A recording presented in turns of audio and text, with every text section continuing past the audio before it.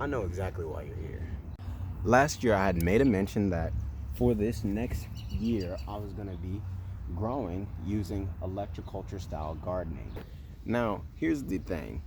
There's a lot of people on the internet, especially in the gardening niche, who is off into this little woo-woo type of niche, or you know what I'm saying. Like, this is kind of skeptical territory that we're going into.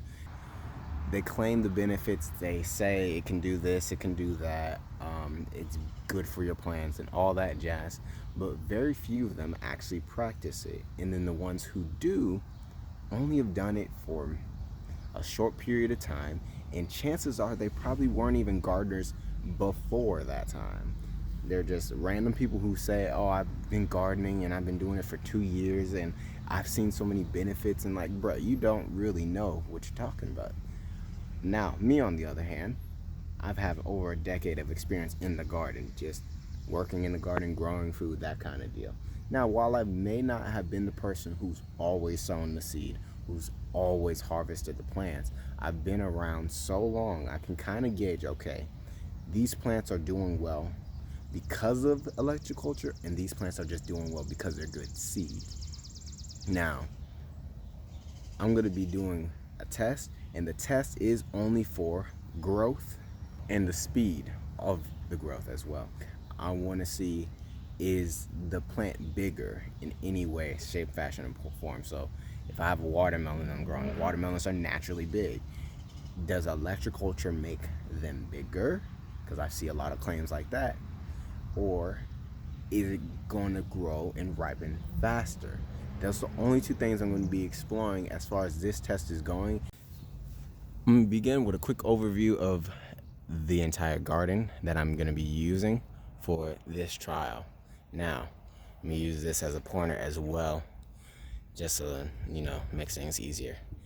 In the area closest to us, generally speaking, roughly from this rock on up to us, we got peppers, both sweet and Melrose peppers. Carrots from last year with some dandelions trying to intrude upon it. I'm wanting those to go to seed so I can do this process over again. There's nothing in this general area where all that mulch is. I'm wanting to do some lettuces, but we'll just find out how things go for this season. If you can't already tell, corn. I've done corn in 2 separate plantings. One was started, the side closest to us was started, I want to say about 3 or 4 weeks ago. The second set was started 2 weeks after that. Onions on either side, and in the middle, basil. Now up against the fence, we have something else going on. Indian corn, roughly in this general area. The rest of this is broom corn. So it'll make for a very nice ornamental plant, but also very useful because you can actually make a broom out of it. Here's a quick reference of the corn. First batch, second batch. Some of it in the back row is not growing like I wanted it to do, so I'm going to eventually be doing a third planting to fill in this area because I need it filled. Now, for the purposes of this video, because I only have 10 of these to work with, I can only place them in limited areas. Now, I did buy these from Amazon. The exact shop, don't remember the name. They're about a foot long. Other than that, it's just pretty much a stick and some copper twirled around it. Now, does it make a difference how many times it's twirled around the stick? Kind of like just increasing, you know what I'm saying, for all you technical people. Does it make a difference? I don't know. Does it make a difference if the wand has all these strands going each and every direction? I don't know. What I have not seen from any of the literature on YouTube or any videos or any books that I've picked up so far is the effective radius of any of these stakes being placed in the ground. For example, right over here, I have one stake over here and one stake over there. All the rest of that corn is going to be it should be completely unaffected up to this point, maybe. Meaning that if all of this does well and that does poorly, now I know something's going on here. If this does well in this general area and it just over produces and it grows much bigger, much better than the rest of this, now I know the reason why, because the stakes are in that general area and they're not too close to each other either. Now, for areas such as these raised beds, I don't have much of a control group, again, because I need more space to do this on a larger scale to really see if this truly works. Last week, planted some tomatoes right over here in this dirt line that you kind of ish see. So there's going to be a stake right over here, meaning that if any of these, if the end set of seeds start to sprout and do extremely well, it's probably because this guy right here was doing his job, whereas the ones down there should not be as affected.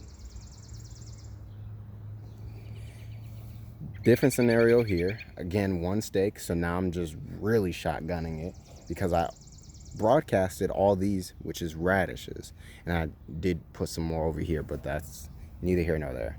So again, if the ones closer to the center of this stake starts producing extremely well, they're bigger, they grow, and they ripen faster than the ones that are on the outskirts, now we know why.